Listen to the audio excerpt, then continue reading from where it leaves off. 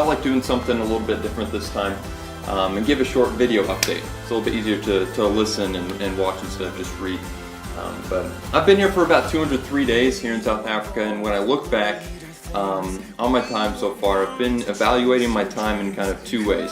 One is my personal growth in the Lord, where I was to where I am now, and also my impact for the cause of Christ in the church here and in Kokstad as a whole. Now in the church, I've stayed more busy than I think I've ever been before in my life, but there's a big difference between what I've done before in my job before and things like that, and what I'm doing now. It's one word, and it's just passion. That's the biggest difference.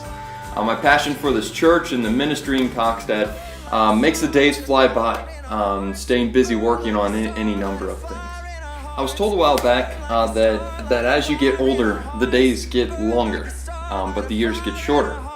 And before coming here, that was so true in my life. I could see it. The days dragged by and were unrelenting until I got off work and everything was kosher at that point.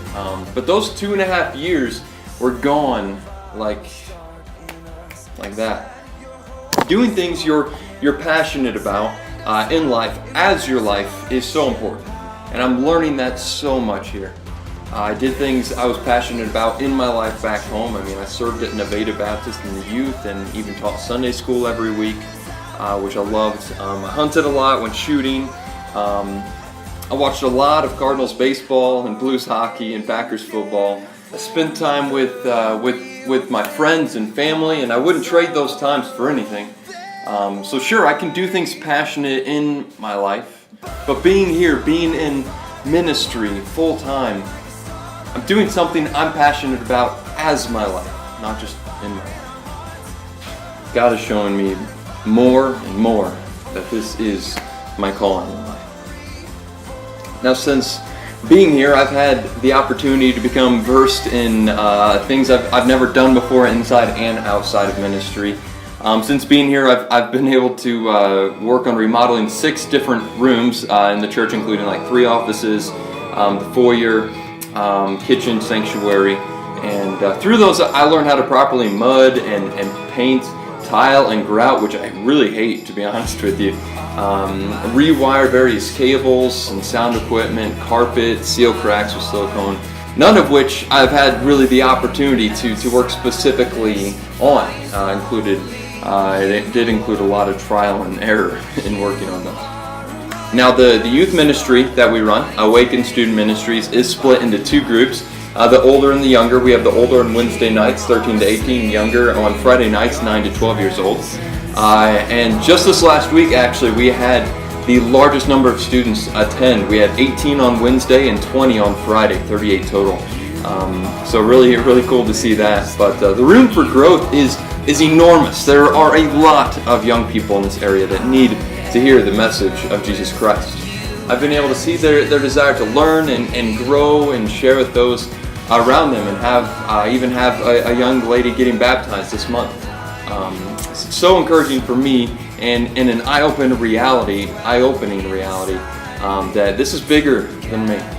Now in my own life, I've seen the Lord build up certain passions, and that He's kind of gifted me for, and I've grown in my love and passion to lead music and teach His Word, for sure. But the Lord has also shown me other areas of passion as well, in like promotion of the church and its ministries, in church administration, and even creative arts, whether that be making videos, creating graphics, visual aids, or simple just aesthetics of the church.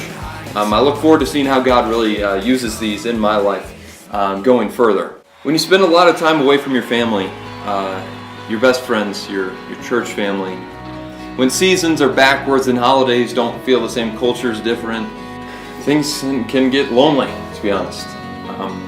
Even though I'm surrounded by a church family that loves me and live with Pastor Rowan, who has 6 kids and 3 dogs, things can get lonely. This was a struggle for me the first few months, specifically.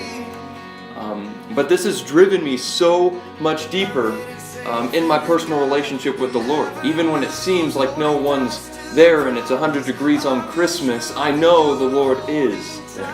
When the closest opportunity you have for a white Christmas is is staring into the blazing hot sun, and A Christmas Story doesn't run for 24 hours. There's no Black Friday, and your friends and family are 10,000 miles away. It's hard. But in all honesty, for the first time, I really think I truly reflected upon the reason for it all.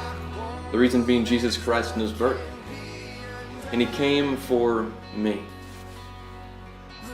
God has been so loving and gracious and patient with me here and the people of Kokstad too, as I've been working through this and learning through these lessons. Now I may stick out as a scrawny white Yankee that pronounces his R's and has to convert everything in his head.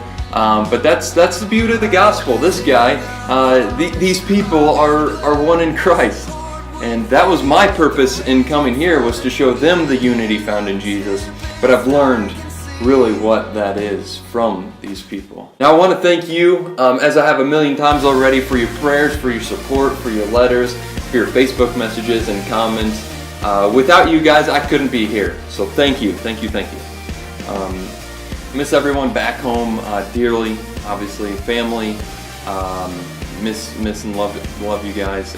Broskies, quit getting engaged, please. It's getting ridiculous. Brown Street, miss you guys. Nevada Baptist, miss you. I have 100 days left here, and I'm going to savor every moment. But I cannot wait to see you all again. Now I've quoted these words from America to these guys here. Now I'll quote it back to you, echo what Paul says in Philippians 1, that I thank God in all my remembrances of you, always in every prayer of mine for you, making it a joy. So continue to pray for me, guys.